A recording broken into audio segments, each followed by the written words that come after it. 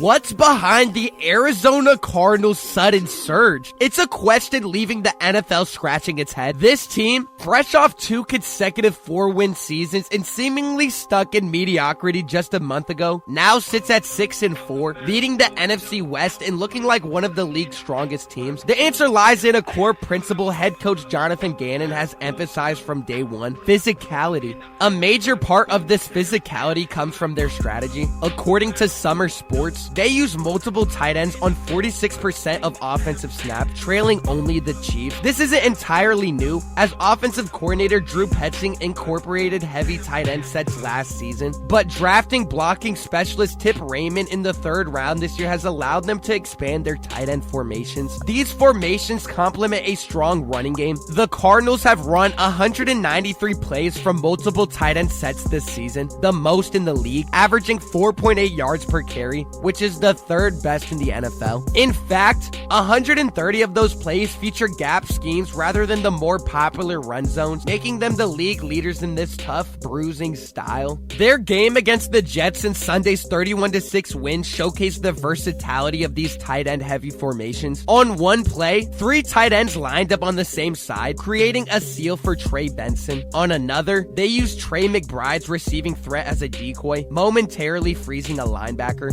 And in another, Elijah Higgins, who was a college wide receiver, lined up as a fullback. These looks, he averages 10.2 yards per attempt compared to 6.6 against heavier defensive back sets. In the Jets game, when the Cardinals lined up with multiple tight ends, New York often countered it with 3 linebackers, giving up a defensive back. This setup created opportunities. On one play, 2 linebackers bit on a run fake, opening space for rookie Marvin Harrison Jr., who slowed his route to exploit a gap in the zone. On another, a motion by Trey Benson confused the defense, leaving McBride with a favorable matchup in zone coverage. These clever formations at all times. Lately, they've embodied this mantra. It's visible across the field, especially on offense. This approach is a full team effort, reaching even the wide receivers and tight ends. On one play, Raymond and receiver Michael Wilson sprint 40 yards downfield, ready to support Connor with extra blocks if needed. Though they aren't directly involved in the play, both are demonstrating the attention to detail Gannon emphasizes. This is how a 4-game winning streak begins. In a surprising turn for the 2024 season, the Arizona Cardinals are sitting atop the NFC West. The division race is tight, with the San Francisco 49ers only half a game behind, while the Los Angeles Rams and Seattle Seahawks trail by 1 game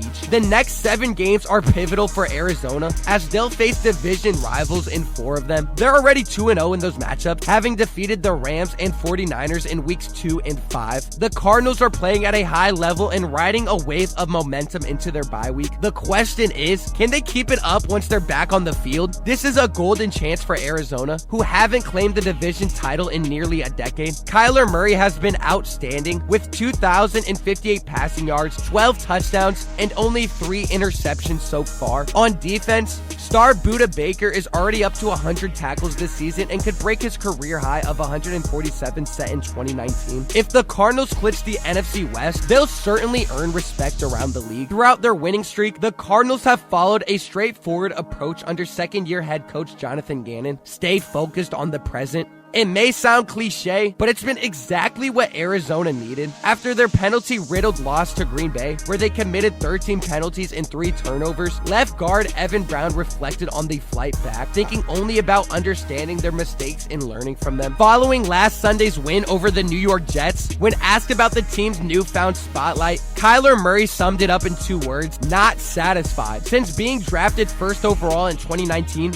Murray's status as Arizona's franchise quarterback has been debated, but finally, those questions may be behind him. Murray has always displayed jaw-dropping talent and bursts of athleticism that are rare among quarterbacks, but he's never looked as comfortable and confident within a system as he does now. His connection with offensive coordinator Drew Petzing is strong, and it's paying off on the field. Against the Jets, Murray put on a show, completing 22 of 24 passes for 266 yards and a touchdown. After missing his first throw, he went on to complete a franchise record 17 consecutive passes. His toughness was evident in one play where he didn't even throw the ball. Midway through the second quarter, he took a snap and looked right, unaware that linebacker Quincy Williams was approaching from his blind side. Williams, running back James Conner, juiced us all up.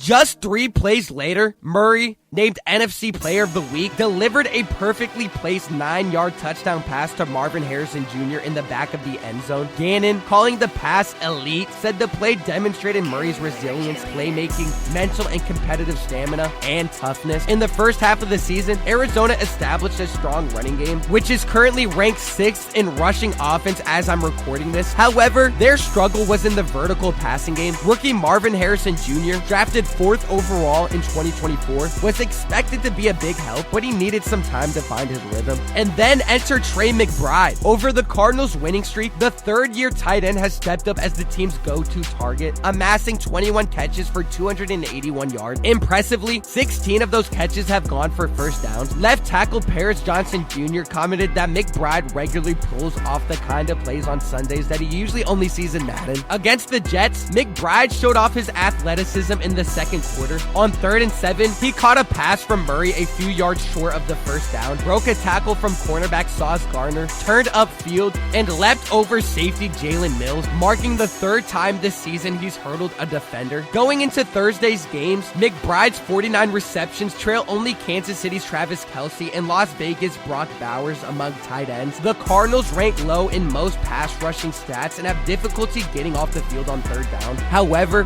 they're steadily improving under defensive coordinator Nick Rallis. Arizona hasn't allowed a touchdown in their last 3 home games. During their 4-game winning streak, they've given up an average of just 14.3 points per, trailing only the Philadelphia Eagles and Chargers in that span. They've also shown a talent for coming through in key moments. In their October 27 win at Miami, with just 5 minutes remaining and facing 3rd and 9 while down 27-25, Arizona had struggled on 3rd downs all day, allowing the Dolphins to convert 11 of 14 attempts. But this time was different. Rallis sent a 7-man blitz, forcing Tua to throw an incomplete pass. The defensive leader has been Budda Baker, a 6-time Pro Bowl selection who is having an outstanding season. Like I said earlier, he's on pace to beat his career high in tackles. Let me know down below what you guys think of this Cardinals start to the season. Did you expect this at the beginning of the season? Let me know down below, and if you haven't already and you made it this far, make sure you go down below and you subscribe and you turn the notification bell on so you never miss a Cardinals video or any video at all. Leave a like as well. I greatly do appreciate it, and I'll see you on the next one.